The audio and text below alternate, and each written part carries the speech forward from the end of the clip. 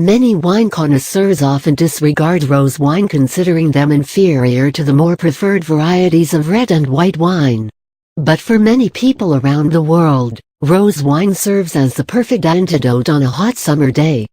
Blush wines or rose wines, call them what you want, it does not take away from the crispness and lightness of the rose variety of wine that many people love to indulge in on a hot summer day. Rose wines are called so because of their color, which is not a true red, but the color of a white wine with just enough tinge of red, giving it a slightly pinkish appearance. This color may vary depending on the type of grapes used, making the color of the wine appear orange or even purple at times. As is well known among wine cognoscenti, there is always a specific manner in which wine should be served.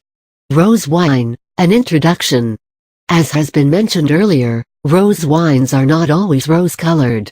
In fact, the color of a rose wine may vary depending on the type of grapes that has been used in order to make the wine.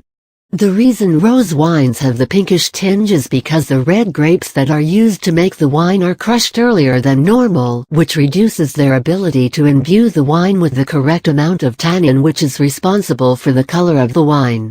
In earlier times, red wine was also made by adding a small amount of red wine to white wine.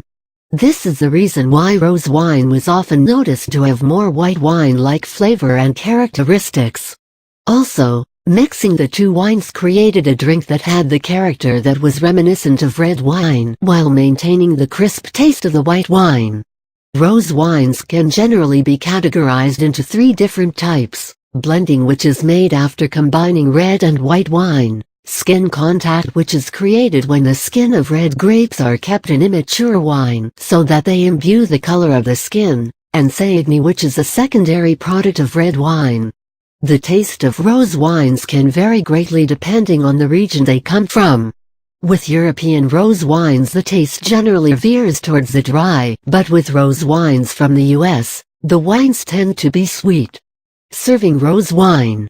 The method that needs to be followed in order to serve rose wine needs a certain amount of attention to detail. Given below are the steps that you need to follow while serving wine of the rose variety. It is important that you always serve the wine at the correct temperature. With rose wine, this temperature is about 50-56 degrees Fahrenheit. Ensure that you cool down the wine you are about to serve to this temperature. After the wine has been suitably chilled, it is now ready to be served. First, you will need to remove the aluminum seal on the bottle cork. Only once this seal has been removed, you can remove the cork of the bottle. Next, take a corkscrew and insert the same into the cork. In order to do this, you will need to keep turning the corkscrew in the clockwise direction. Once it is inserted completely, just pull it out. You will hear a hissing sound when this happens. While pouring the wine into the glass, remember to fill it only to about 3/4 of its limit. To prevent spills, just roll the bottle slightly. Once you have served wine to everyone, you can put the cork back into the bottle and refrigerate it again. When you learn to serve rose wine, it is also important that you gain some knowledge about what to serve with rose wine.